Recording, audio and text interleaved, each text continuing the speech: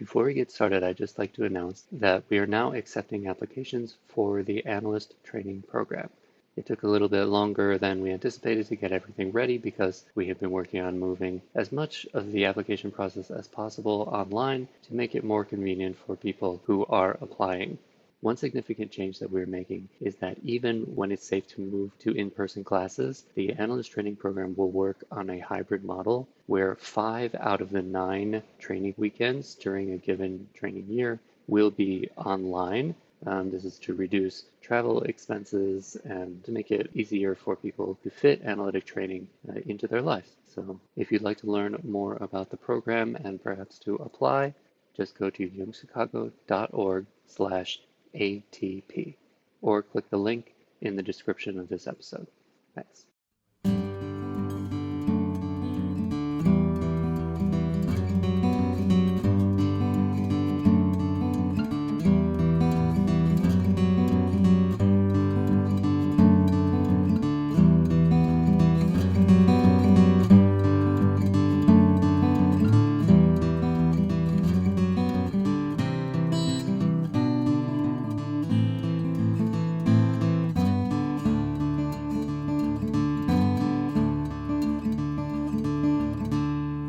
Welcome to the Jungian Anthology podcast from the C.G. Jung Institute of Chicago. The Discipline to Stay with the Symbol. Interview with Director of Training Warren Sibilla. In this episode, Patricia Martin interviews Warren W. Sibilla Jr., Jungian psychoanalyst and the new Director of Training for the C.G. Jung Institute of Chicago's Analyst Training Program. How does someone know they are ready for training? What is the process of development in training like?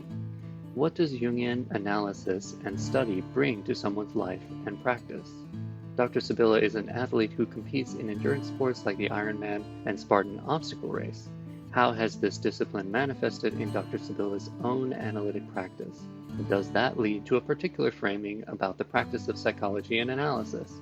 Warren Sibilla Jr., PhD, is a Diplomate Jungian Psychoanalyst with a clinical practice in Chicago, Illinois and South Bend, Indiana. Dr. Sibilla served as the director of the clinical training program at the Institute and is the incoming director of training. He is engaged in the study and practice of Zen Buddhism, including authoring a book on the relationship between Zen Buddhism and analytical psychology, as well as a paper formally exploring Jung's 1958 dialogue with Japanese Zen master and philosopher Hisamatsu. He is the author of My Journey to Ironman, Endurance Sports as a Means to Individuation. Dr. Sibilla teaches in the Masters and Doctoral programs at the Chicago School of Professional Psychology and the Institute for Clinical Social Work and facilitates silent contemplative retreats at GilChrist Retreat Center in Michigan. And before we get to the interview, I just want to read a submission from a listener. Joshua from Santa Ynez, California says, I am a recently licensed marriage and family therapist on paternity leave and taking small steps to develop a private practice. I have been practicing as a therapist since 2014 and spent the latter half of my 20s and 30s attending Fuller Theological Seminary and working for a local coffee roaster in Pasadena, California. I grew up in Western North Carolina and returned there in 2015 to reconnect with the soul of my ancestors. But I left again to make a third cross-country move to work in a treatment center for eating disorders located in Santa Barbara. Several of my colleagues were attending Pacifica, and I had a previous therapist from Pacifica. Through these dear people, I became invigorated by conversations about depth psychology and Jung. I sought out a Jungian analyst in 2019 and have been working with her ever since. I stumbled onto this podcast when looking to fill my podcast and audiobook queue for my commute to work. I first heard Robert Moore's lecture, Mythology of the Great Self Within, about a year ago. I was hooked. I purchased that series from you all and never miss a podcast. My plan is to attend a Jungian Institute in the nearest future to pursue training and certification as a Jungian analyst, in conjunction with my personal path towards differentiation and conscious living. I love what I get to do as a therapist, partner, parent, and just as a human member of a universal ecosystem. I appreciate that this podcast clarifies, enhances, and deepens my psychological experiences and relationships. If you'd like to share something about yourself, just click the link in the show notes. You can support this free podcast by making a donation, becoming a member of the Institute, or making a purchase in our online store. Your support enables us to provide free and low-cost educational resources to all. So now here's the interview. Hello, and welcome to Jungian Thology, the podcast of the C.G. Jung Institute of Chicago. I'm Patricia Martin, and I'll be your host today. I'm a professional affiliate at the Institute, and today I'm speaking with Warren Sibilla Jr., a PhD and a clinical psychologist and diplomate Jungian psychoanalyst who practices in South Bend, Indiana, and Chicago, and now is the director of the Analyst Training Program.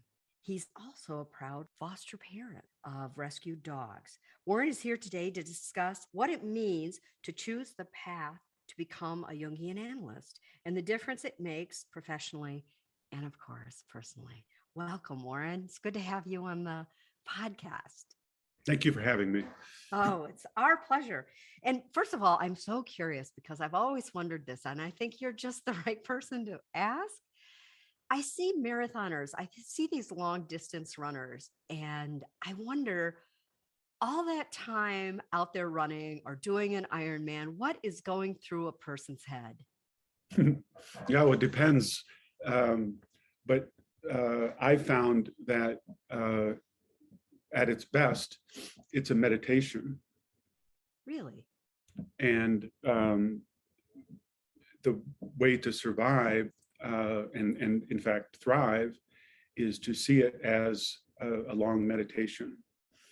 If you stayed only focused on the body or the pain, then of course it becomes very limiting. But if you see it as a relationship with the spirit and a meditation, then much more becomes possible. That's very interesting because I do find that, some people I see as they run and they're a little scrunched up in the face, and others are very relaxed. Their faces are very relaxed. So I'm wondering, that's probably the differentiator, Right. Is somebody has taken themselves into sort of a meditation. That's so interesting. So I wanted to ask you, Warren, I want to talk more about the Analyst Training Program, but I think at its heart is depth psychology. And there are a lot of different schools of thought about psychoanalytic work. But I think Carl Jung was very specific about the kind of work that he found to be useful and successful with his patients, and adherents to that school of thought believe in depth psychology. So let's start there. Tell me, first of all, what it means. There are people listening to this who know what it means, but there are people, we have listeners from all over. So talk a little bit about depth psychology and what it means to a patient. Analysand, I should say. But it depends. Broadly speaking, there are two groups of individuals that come to analysis. The first is an individual who may have heard something about Jung or analytical psychology, saw a lecture, read an article or something, and it piqued their interest, and they want to look further. The second group is an individual who's had an experience of the psyche and has not found any place, any institution in which to make sense of that experience. And they come to analysis as an environment that will honor that experience and help them to grow into that. And so is that to say then that for either one of those analysands, what they're really coming to the table with when they enter into analysis is a yearning for something, a yearning to be understood, a yearning to develop something from a going deeper process. Is that how I should understand it? Indeed, it's always a search for meaning. Jung defined the symbol as the best possible explanation for what is as yet not understood. a very fancy way of saying that the symbol is always a half a step ahead. And so at its best, analysis teaches a discipline of staying with the symbol and letting it unfold, because as soon as it unfolds, then it moves a half a step ahead again, and then a half a step ahead. And it's developing the relationship with the symbol, whether it's from a dream, whether it's from active imagination, whether it's from the car ride home from work, wherever the symbol appears, it's at its best is fostering a discipline to stay with the symbol. I see. So our symbols are drawn from our dreams all the time. I think everyone has that experience. I'm fascinated about this business of the car ride home. You know, when one's mind is somewhat at peace and, you know, you might be on automatic pilot. Tell me more about how those symbols appear and when a person should know to pay attention to it. I don't think all of us are as tuned in as we should be. So I'm curious about this. But Jung says, he defines in the visions seminars,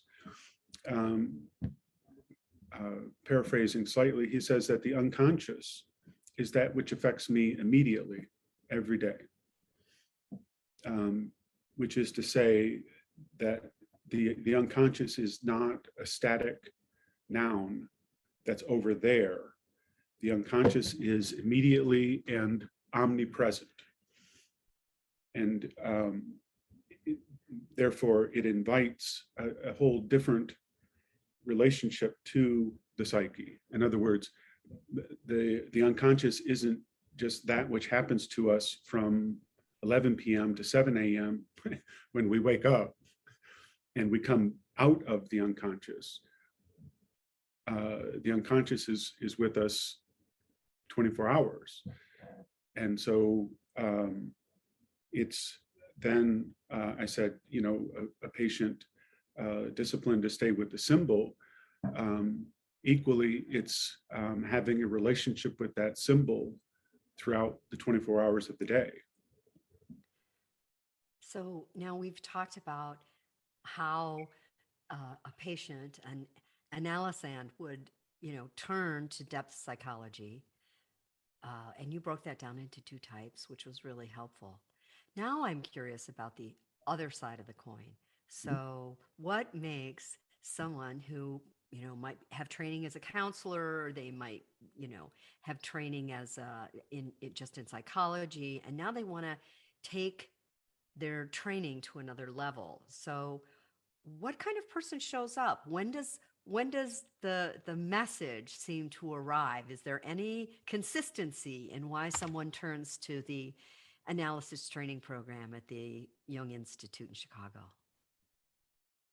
I maintain that analysts are born, which is to say, we don't train analysts.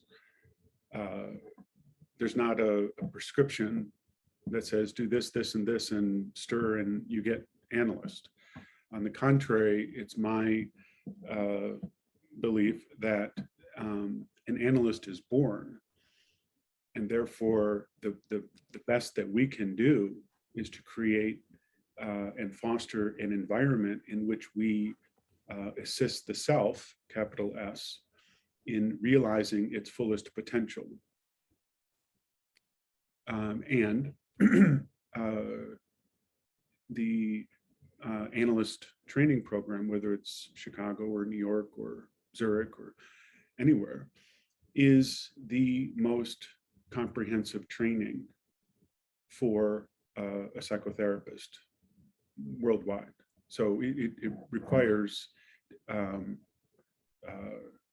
great deal of discipline and deep relationship with the self. It's an 8-year program, isn't it?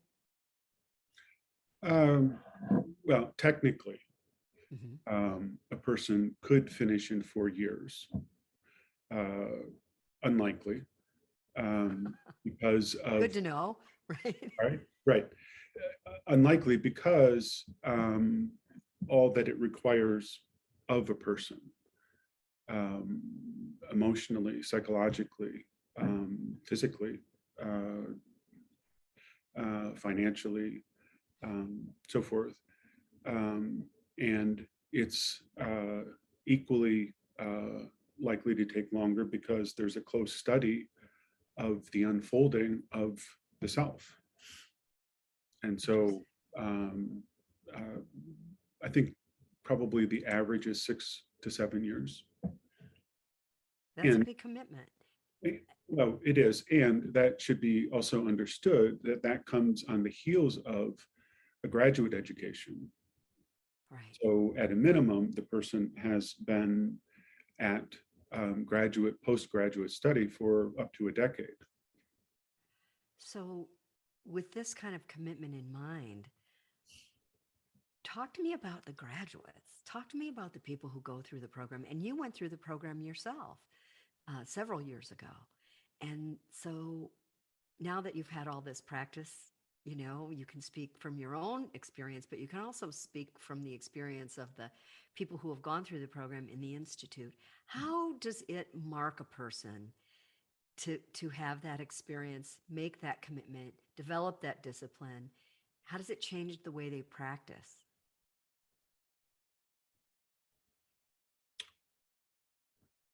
Well, I can just say for myself,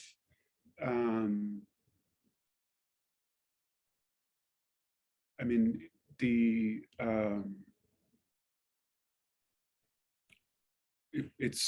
I'm finding it hard to even put into words. My experiences in training and then after training, the dreams that I've had have taken me around the world many times. So it truly is a journey from beginning, middle to the end. Indeed. I've found myself as a consequence of following the dreams in the middle of the Amazon rainforest, working with a Peruvian shaman. I found myself in Kyoto, Japan, delivering a paper at the International Congress. I found myself in Kuznakt. I found myself in Bollingen, in going through the tower, Jung's tower. And I've had the great fortune of working with many rich, wonderful analysans that have,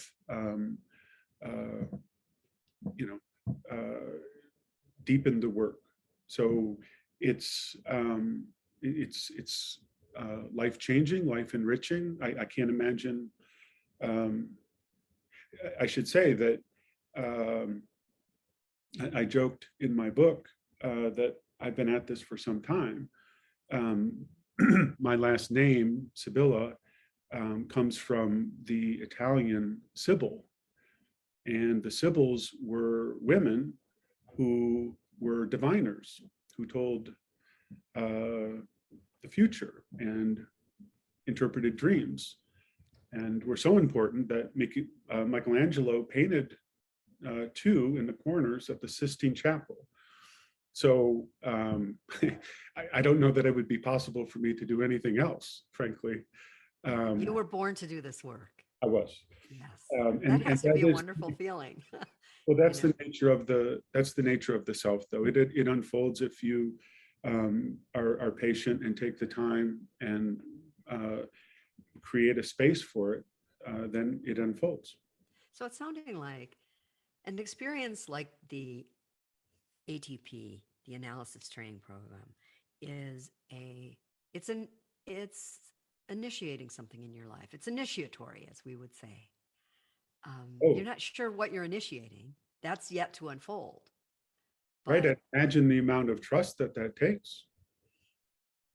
Yes, it's initiatory with a capital I. So how is that trust that someone invests, as well as their resources and their time, how is that trust met on the other end by the program? What does the program do to support someone who's going through the training? Well, Emotionally, professionally? I would say a few things. One, um, there is the personal analysis, and our institute, like many, not all, but like many, the analysis is a sacred container, which is to say, there's no communication between analyst and the ATP, except to acknowledge the person has attended this many hours. That's a sacred, separate space, and so that holds the candidate. They have their case consultation, and then later that matures into control supervision. That differs from analysis because there is a report, but nonetheless, that holds the person. And then we have some incredibly gifted, rich, and wonderful teaching analysts that essentially volunteer their time. And going through the analyst training program is hard enough. Teaching Jung is no small feat. And these candidates are incredibly intelligent, well-read, well-motivated. So this is a tall task to step up and teach. Nonetheless, the teaching analysts are just otherworldly, incredible. And then finally, you have the relationship with the self that is you're initiated into, and that holds you. That's a lifelong relationship. Yeah, I understand. So, Warren, now I'm curious about your moment when you decided it's time to step into something richer, deeper, more deeply committed. What was that moment for you when you decided to seek analyst training in the Jungian tradition? Well, I remember it very distinctly, and I wrote about it in my book. The second year of my undergraduate, when I started taking courses, got the prerequisites out of the way the first year, and then started taking courses in psychology. And second course I took was a course on personality theory. And the first week they introduced the class and talked about Freud. The second week they talked about Jung. And I just remember that, I completely disassociated. I went somewhere. It just made such complete sense to me. And I was still kind of daydreaming, caught when the lecture ended. And the professor came over and said something, and I just said, that was incredible. I had never heard anything like that before. And he said, well, maybe you want to join the Friends of Jung group here down the road. They have wine and cheese on Sunday afternoons and bring in an analyst and they talk about Jung. Yeah, I think you could probably be a student member. So I did.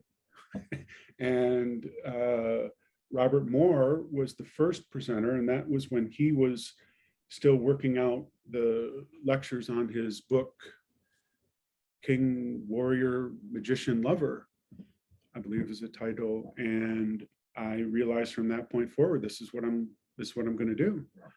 And I talked to my undergraduate advisor, and he said, okay, good plan. I agree with you, but you need to get your PhD first. After that, I'm fully supportive of this. And it's wonderful advice. I treasure that to this day, and that's what I did. It's interesting. We had on the podcast earlier this week Elizabeth Lesser, who was one of the co-founders of the Omega Institute. Huh. And one of the reasons she was eager to come and join us to chat about her most recent book was because when she was co-founding the Omega Institute, many of her best workshop leaders were Jungians. Huh. And she felt a debt of gratitude to Carl Jung and the institutes because the Jungians had been so generous with their wisdom in those early days. Mhm. And so I think that's another, having studied in the JSP program with you, in fact, I think that's one of my big takeaways about the cohort that the Institute gathers. You know, the type of person that comes into that institution to do more learning my experience was a certain kind of person. They were deep, they were thoughtful, they were caring, they were generous with their wisdom and their time and their listening. And I mean, it really is, as a cohort goes, it was one of the best collegial experiences I've ever had in my professional life.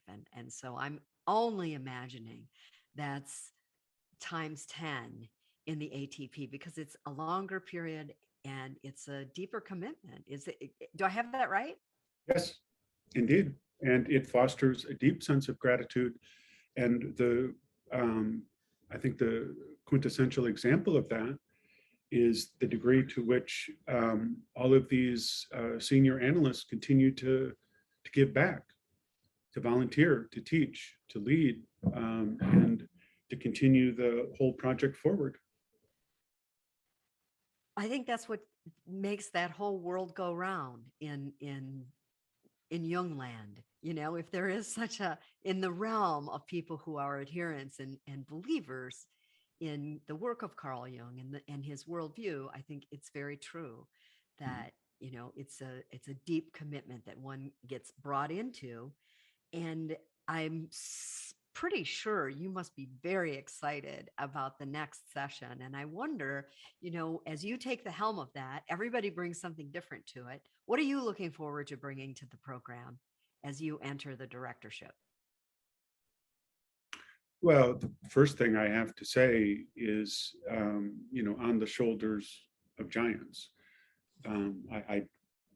Wonderful, talented individuals who've had the helm prior to me. So hats off. And what I hope to bring, a continuing commitment to the rigorous curriculum, an enormous amount of time over the years has been spent on the curriculum. And it is by far the most thoughtful, comprehensive curriculum. And we continue, I mean, in the training committee meetings, continue to think about and talk about, you know, what are we getting right? What are we not getting right? What do we need to improve? What do we need to be reading? Who do we need to be bringing in? What's going to be most useful? So I hope to be able to continue all of that. And I hope to continue to foster a deep relationship with the self and the dream. Wonderful. So how many students do you limit this to? Let me talk just about some, you know, mechanics here. For anybody who's listening out here and is saying, oh, this sounds like this is for me. This is their moment, right? When they're saying, this is for me. So what can they expect in terms of how many students they'll be in the course with? How does the curriculum unfold? Can we talk a little bit about those things? Sure. We, the incoming cohort always varies from as little as one or two to, for instance, this incoming cohort, we have 10. And that necessarily ebbs and flows. I would say on average, usually there's 3 to 4 to 5. The way that the program unfolds, you start there's a series of interviews. Everything is done by way of committee and interviews. So there would be a series of interviews determining by the admissions committee, determining if you're a good fit, assuming that the person is a good fit and they are brought in. Excuse me. They start as a matriculated auditor. What does that mean, a matriculated auditor? Well, we're using a lot of terms that today might seem antiquated. For example, propedeuticum, a Greek word. Wow. Greek denomination. Bless you. And because that's what the original Jung Institute used. So many of these are being carried over. Matriculated auditor means it's a year of feeling one another out. The person gets to have the full experience of the program. The program gets to have the full experience of the person. And at the end of that year, there's a decision on both sides. Is this a goodness of fit? Is it fit? Is it what you want? Assuming that it is, they're moved into candidacy stage. And they remain in the candidacy stage until they take the propedeuticum, a series of exams, both written and oral, that covers the breadth of the practice of analytical psychology. And it's necessary to pass that to move to the next stage, which is the control stage. And that's where your work with your analysands deepens. Your work supervision moves from case consultation to control supervision. It becomes another forum of analysis. And the transference, countertransference dynamics are especially studied. And the control stage culminates in the final exams, which are a written thesis, which is defended, and your control stage cases being presented. Typically, there are two, and they're written up extensively, and you present those cases and defend your work. And as I said earlier, typically for most individuals, I think the average is about 6 to 7 years to go through that. It sounds very rigorous, but it also sounds like it's a deep dive into yourself, into your own understanding of the self. And so I can only imagine that it's a great unfolding from within that people experience at the same time. Is there a way that people find themselves capturing that or expressing that near the end of the program? Oh, certainly. But we should be clear that the journey includes the darkness as well as the light. So as not to over romanticize it, they're very tough moments, necessarily so. And I've said many times that I learned, however difficult, far, far more from being told no than I did from being told yes. For example, failing an exam. And although not pleasant in the moment, in hindsight, it certainly was necessary. And having to go back and retrace steps and pick up the pieces and go forward. It's not uncommon that a person would take a leave of absence, take a step, and it is just one step out. It's not 2 steps out. They're still connected with the program, but they're taking a step out. They're gathering their breath. They're picking up the pieces. They're sorting things out, finding the right path, recalibrating, recalculating, and then getting back up on the horse and going. So it is rigorous, it is tough. And yes, there's an incredible celebration at the end. Many, if not most, of the theses that are written are incredibly rich and celebrate that journey. So in other words, be prepared to unzip your long bag of shadow that Robert Bly talked about in his little book on the shadow. Yes. Right. Well, listen, Warren, I want to ask you, because I ask everyone who comes on the podcast this question: what's next for Warren Sibilla? What are you working on now that you're excited about? Well, the first answer always is, I don't know, because who knows what self has in store. A few things. I'm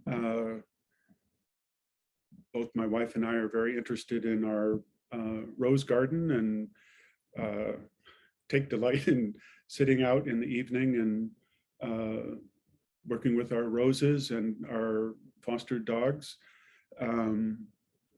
I'm remain invested, put a lot of energy into my athletic training.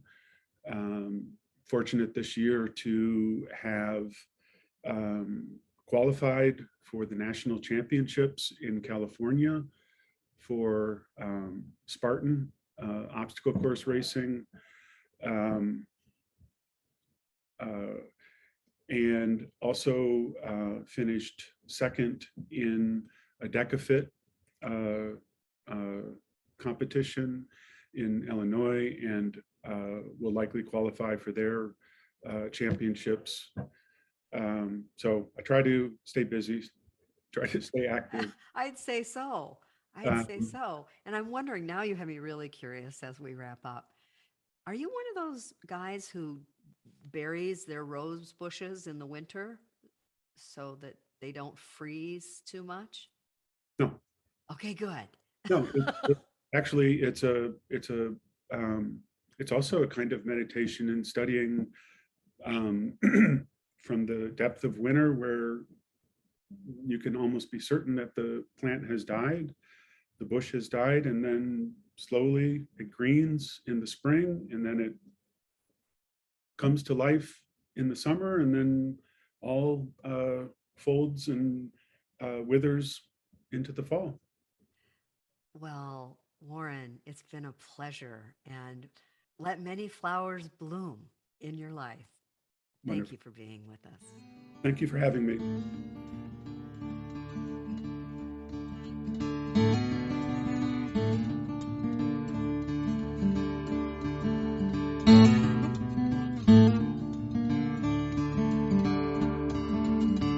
This podcast is distributed under a Creative Commons Attribution, Non-Commercial, No Derivatives license.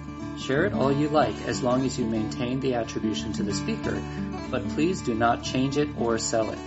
If you like this episode, tell your friends about us or leave us a review on iTunes.